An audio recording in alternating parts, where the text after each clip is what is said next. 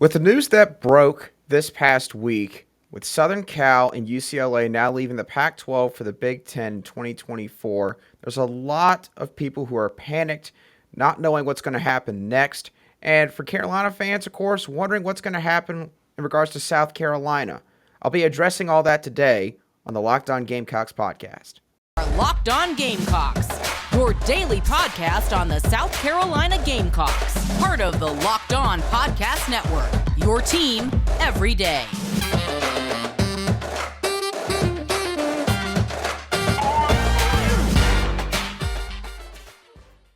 Hello, Gamecock Nation, and welcome back to the Locked On Gamecocks podcast, your show for daily headlines and potential storylines on your favorite South Carolina Gamecock sports teams. I'm your host, as always, Andrew Lyon, and today's show is going to have a lot of heavy substance to it. Today's show is going to be one that, for some of you Gamecock fans, you may be mentally preparing yourselves for this to take place or potentially take place, and for other Gamecock fans, you might not be able to stomach some parts of today's show, but this has to be something that is discussed because this realignment is going to affect every single conference in college football, and thus, of course, it's going to affect South Carolina in some fashion. So, with today's show, I'm going to catch you all up to speed on Southern Cal and UCLA's move to the Big Ten, along with some interesting developments regarding some other Pac-12 teams and some potential movement to the Big 12. I'll be talking about all that at the beginning of today's show. And of course, I'll be explaining pretty much how we got here. I'll then also talk about how this could affect some other teams in other conferences and whether branding or TV markets are more important. A really big question with all this realignment talk. And then finally, at the end of the show, I will talk about how all this affects South Carolina potentially. And when I say how all this affects South Carolina, I, of course, mean South Carolina's arch rivals, the Clemson Tigers, otherwise known as that team from the upstate. So I'll be talking about all of that on today's show of the Locked On Gamecocks podcast. Before I get started, as always, thank you for making the Locked On Gamecocks podcast your daily choice for South Carolina Gamecock sports coverage. Okay, so let's start off with what all has happened recently and what is going on right now with realignment. So this past Thursday, of course, Southern Cal and UCLA both announced that they were planning to leave the Pac-12 for the Big Ten in 2024. And later that same day, the presidents and chancellors of the schools in the Big Ten all voted to add them to the Big Ten by that calendar year.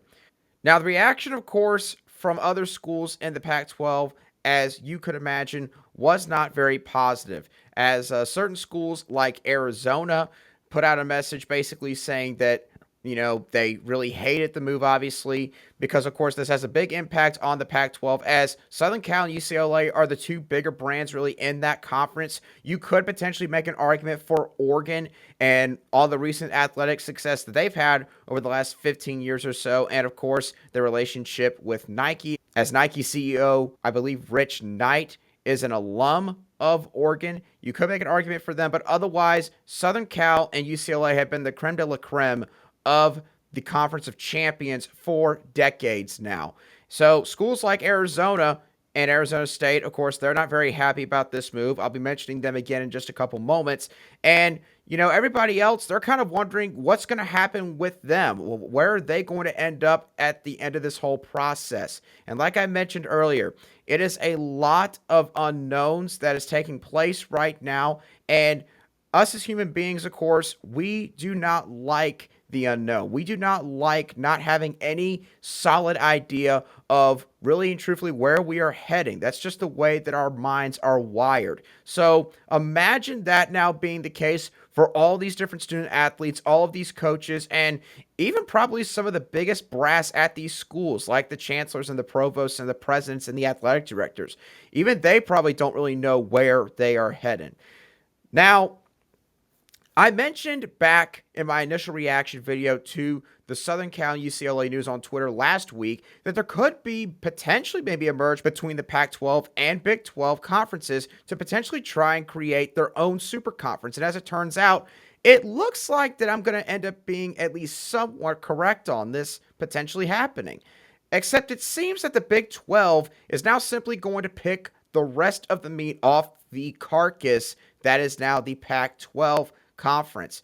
As in an article that was composed yesterday by Dennis Dodd of CBS Sports, he reported that 6 more Pac-12 teams, these teams being Arizona, Arizona State, Colorado, Utah, Oregon, and Washington, are now all being considered by the Big 12 Conference.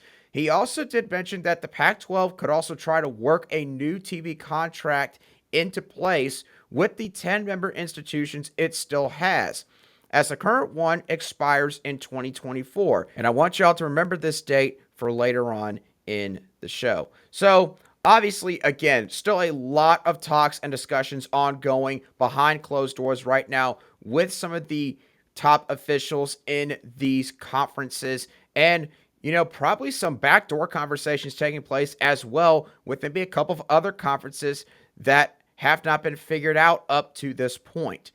So you may be wondering, why have we reached this point where a team like Southern Cal and UCLA could end up going all the way to the Big Ten, which is geographically mainly based in the northeastern region of the United States?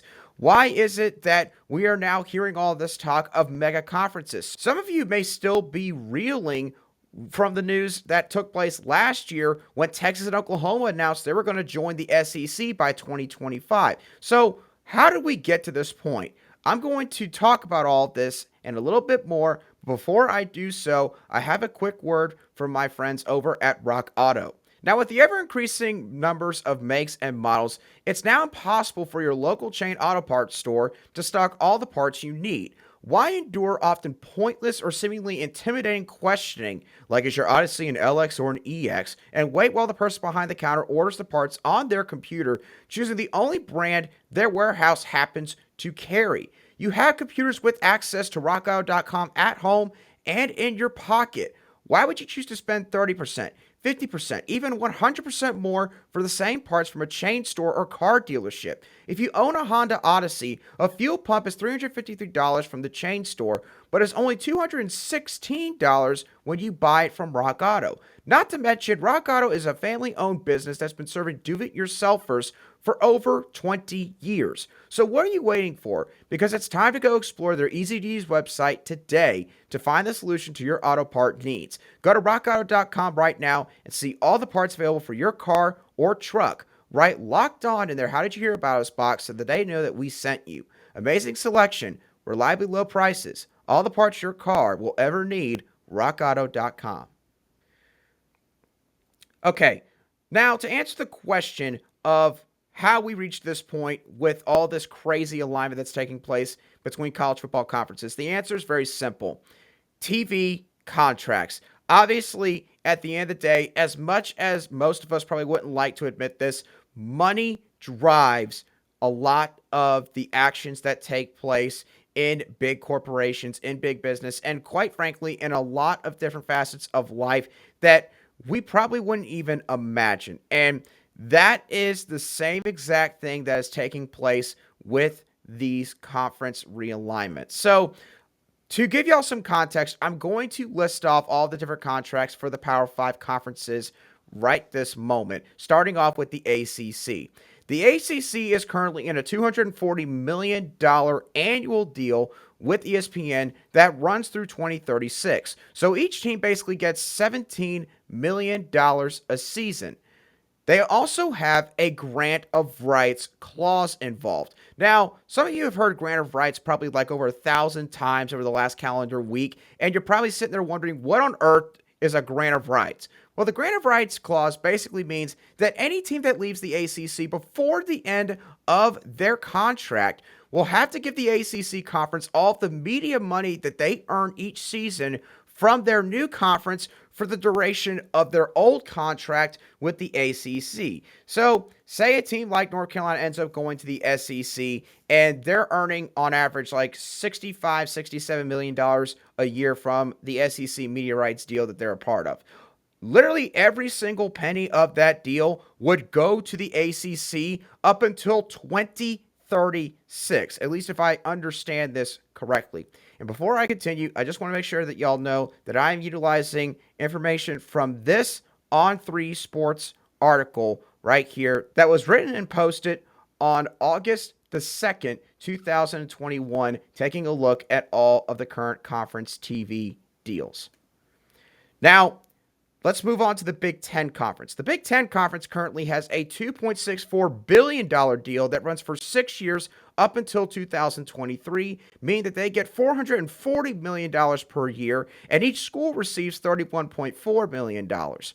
Now, going to the Big 12. The Big 12 has a 13-year deal currently with ESPN and Fox that pays at least $200 million each season and runs through 2025 and has no early renegotiations currently with either ESPN or Fox.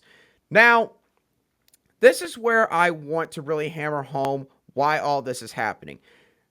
Because these renegotiations have not taken place for the Big 12 Conference, Texas and Oklahoma both started eyeballing some of their other options. And of course, they eventually decide that they are going to join the SEC. Because what Texas and Oklahoma and many other big programs in college football realize is that with where this sport is heading, with the future of the college football playoff, all the money that it brings, the fact that football is by far the biggest revenue sport for colleges and universities across the country, money is going to matter later on in their program's history. How much money you have to be able to compete in NIL, to be able to continue to do renovations, and essentially almost run like a semi-professional football team. And because of all of these factors, teams like Texas and Oklahoma saw what the SEC had to offer, and they've jumped ship. That's what's happened with Southern Cal and UCLA. The Pac-12 currently has a 12-year deal for $3 billion with Fox and ESPN, which doesn't sound too bad, except for that it only gives $21 million a year to each member institution. And this deal is going to run out in 2024, and the Pac-12 has wound up in the same exact situation as the Big 12. Right now, they have really no leverage in renegotiation, especially with the subpar product on the field that they have been delivering. And so Southern Cal and UCLA saw what the landscape looked like, and because of all this, UCLA and Southern Cal, understandably so, decided that, hey, we need to get out of here. We need to join a better conference, or at least a conference that has a better situation financially speaking. And the Big Ten obviously offers that. And subsequently, the Big Ten now gets a footprint in the TV market of Los Angeles. So it's a win-win for both parties. Now, going back to the TV contracts, looking at the SEC, they worked out a 10-year deal with ESPN that's worth more than $300 million annually and will start in 2024. This will coincide with the conference's current deal with ESPN, which also ends in 2034. And the SEC still has a current deal that is in place with CBS that's worth $55 million a year up until 2024. And this is not even including the expansion of Texas and Oklahoma into the equation. At least I don't believe it does. And obviously, if the SEC were to add any more teams, it would only up the price tag for these TV networks. And then, of course, you got Notre Dame, the lone soldier out there that is an FBS independent. They have an extension with NBC Sports in 2013 that is running all the way up through 2025 and pays them $15 million annually. So, if Southern Cal and UCLA have now gone from the Pac-12 to the Big Ten, the question that you might be asking yourselves is, which teams could be next? Well, there's multiple teams that have been brought up in regards to the next group who could be a part of this realignment process, specifically from conferences who are in dire straits, which I already discussed in the Pac-12, so I won't rehash on that.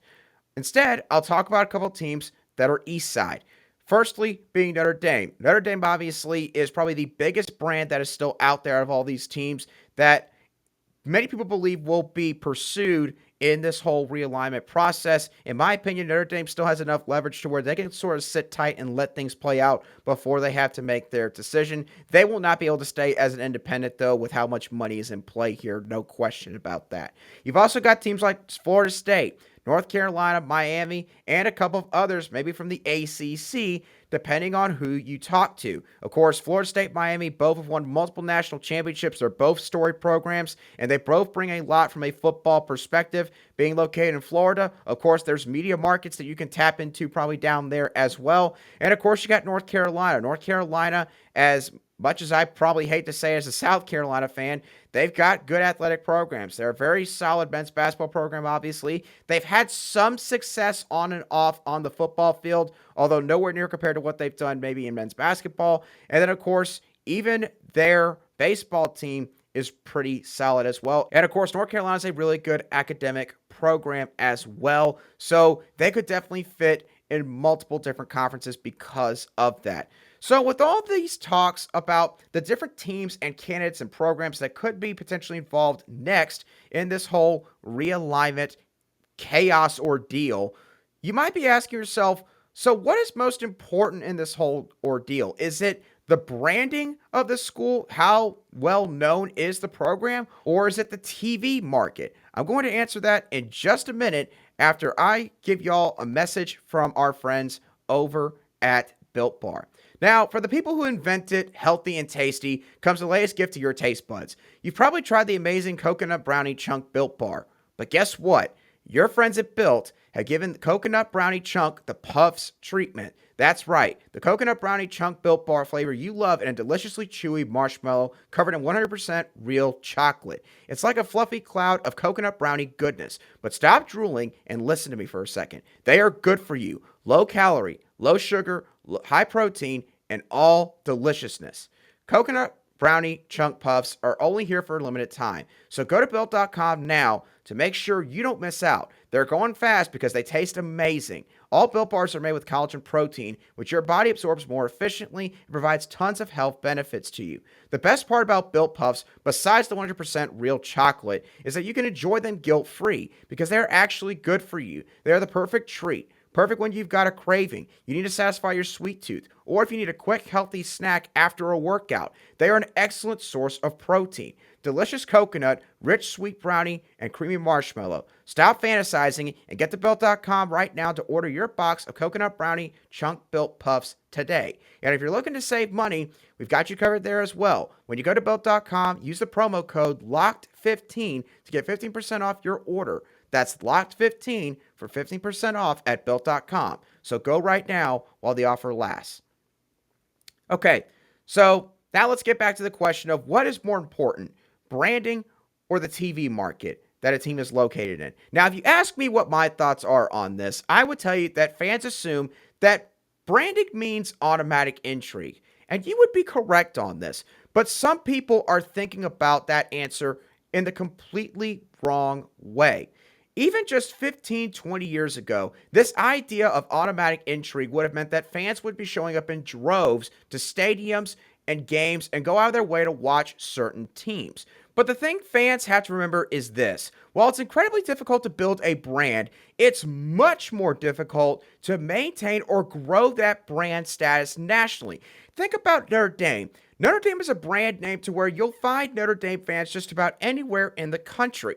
But Nebraska is a team that hasn't been able to maintain their brand coming off the success they had under College Football Hall of Fame coach Tom Osborne, winning multiple national championships in the 80s and 90s, and are looked at as more of a regional, local market team in the Midwest. And these days, they struggle just to make it to conference championship games now.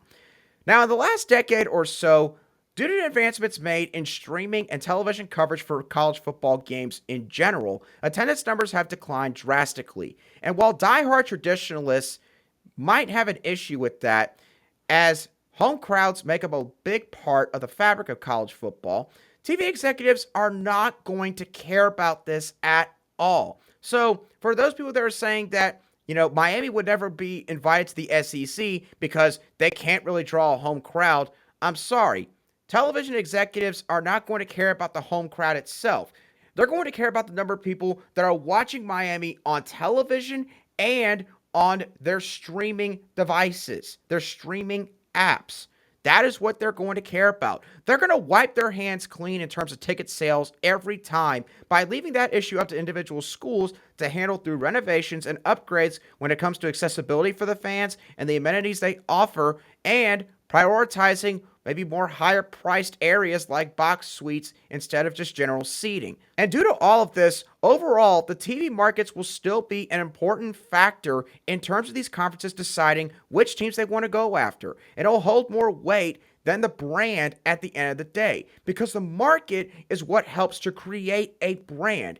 And if you still maybe don't agree with my argument here in terms of branding versus TV markets, then think about it this way. If you have the best tasting chocolate milkshake in the world, but only an audience of 12 people to give that chocolate milkshake to for them to know how good it is, it's probably going to be very difficult for you to be able to build that brand up, to be able to cause a surge in terms of awareness of just how good of a chocolate milkshake that you make. If you, however, take that same scenario and the audience is 112,000 people instead of just 12, then you have something to help you grow and maintain that brand and reputation now as having the best chocolate milkshake in the world. That is how important TV markets are, in my opinion, compared to branding of a school. Okay. So I've talked about all of the things that have gone on with realignment up to this point. I've talked about all of the TV contracts. I've talked about branding. I've talked about the importance of TV markets. I've talked about a bunch of stuff that some of you probably have not cared about at all up to this point. But now it's time for me to talk to y'all about how this affects South Carolina in particular. And obviously, I'm talking about what is going to happen with Clemson in all this discussion. Now, some people have said that Clemson won't get into the SEC or maybe even the Big Ten potentially because they don't add anything to the market.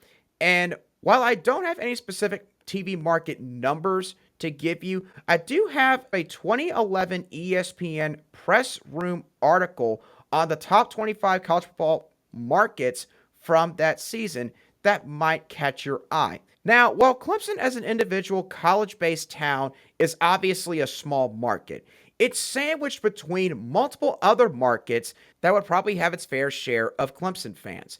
And according to this ESPN college football market article, there were 4 different markets that, in my opinion, include Clemson fans. The 4th biggest TV market for the 2011 college football season was Greenville, South Carolina, which shocks me a little bit, admittedly, because it is considered to be a very small market, but it is probably only around a half-hour drive away from Clemson. Tied for 5th was Atlanta, Georgia, which is obviously a big market. It's where Georgia Tech's located, where the College Football Hall of Fame is located, and where the SEC championship game is played every single year. That's not too far away from Clemson. You've also got Greensboro, North Carolina, and Charlotte, North Carolina. Both were tied for 12th on this list. Both of those cities are also not too far away from Clemson, just being a little bit up north of there. So my point being is Clemson itself is not a big market, but it's got enough TV markets surrounding them that you combine the conglomerate of fans that all these markets combined probably consist of with Clemson, then Clemson has a decent little market that they could potentially point to here. Now, the other thing to keep in mind is this was in 2011, which was before Clemson won their national titles and became the unequivocal top dog, basically, in the ACC. Now, in regards to branding, this is something that is going to be hard for me to say and hard for some of you Gamecock fans to hear, but I need to say it. Listen, in terms of branding right now between Clemson and South Carolina, Clemson's the bigger brand. I hate to say that, but Clemson is the bigger brand. Listen, the amount of airtime that Clemson gets on ESPN and other major sports networks compared to South Carolina is way higher. Dabo Swinney has built a program that is now nationally recognized. They have the Tiger Paw now that is nationally recognized. They're able to recruit anywhere in the country that they want to.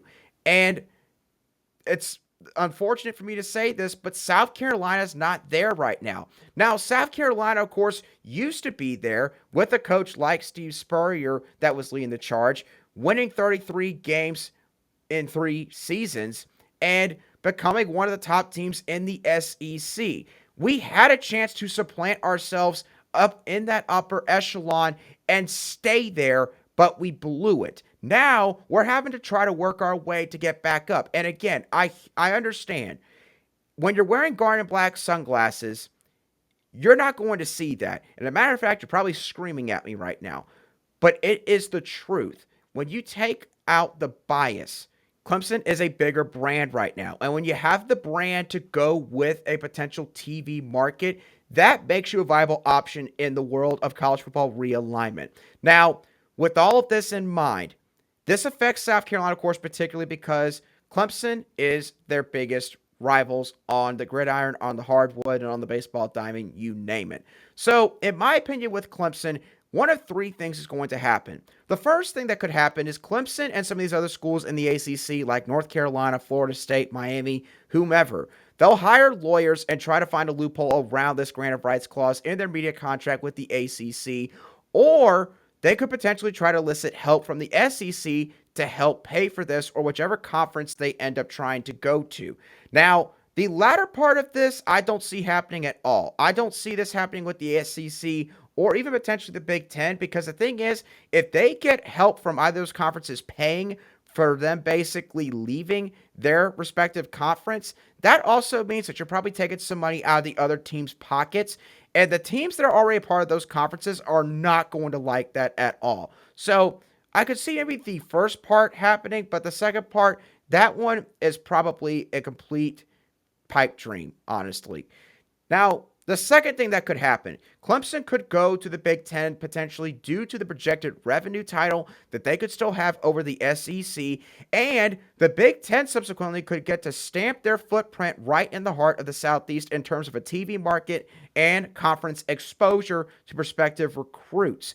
Obviously, Georgia, Florida, North Carolina, South Carolina, Tennessee, that is one of the more talented regions in the entire country in regards to high school football. It'd be a big deal for the Big Ten to get a chance to stamp their flag right there in that spot. And it could also give Clemson leverage in terms of maybe getting help with the grant of rights clause if they decide to go down that route. And then the third option that I see happening is Clemson rides it out in the ACC for a couple more seasons until the losses from the grant of rights clause is bearable enough for them to just eat it and leave. Now, obviously, Clemson could definitely be taking a very big risk here. This is a big thorn in their side, along with the other teams in the ACC that could be looking to leave. And realignment seems to be occurring at a lightning quick pace to where if you don't make a move and choose to sit and wait, you could very well get left behind. And that just might be a risk that Clemson is not going to want to take. So the bottom line with all of this, I could see Clemson join the SEC if they want to, and if the conference wants them badly enough, it's not going to matter what South Carolina thinks. There's not going to be any behind closed doors handshake agreement between Georgia and Florida and Kentucky to not let Clemson in. Because if the SEC wants them badly enough, they're going to expect all the institutions to tote the line. It's the same thing that happened with Texas A&M when it was agreed between Oklahoma and Texas and the SEC that they would join the conference in 2025. They could also join the Big Ten because, in my opinion, they would get more money over time, and they would have this grant of rights clause potentially be a little bit less of a bear on them if they chose to go that route because they would have the leverage that I mentioned earlier. So getting back to how this affects South Carolina, the one thing that the Gamecocks have had over the Tigers for several years now has been their affiliation with the SEC and the revenue share that they've gotten from the conference for simply being a part of it from a media perspective and in terms of all the money that is earned through the course of the season performance that all the schools have. Now, if Clemson joins the conference, this advantage would obviously go away. But it would also mean that Clemson would now have to face the best conference in the country, 8 to 9, maybe even 10 games, who knows at this point, out of the year. And I don't believe that Clemson would continue to easily win 10-plus games a season with them being in the SEC. So I do believe that there would be some give and take there between South Carolina and Clemson.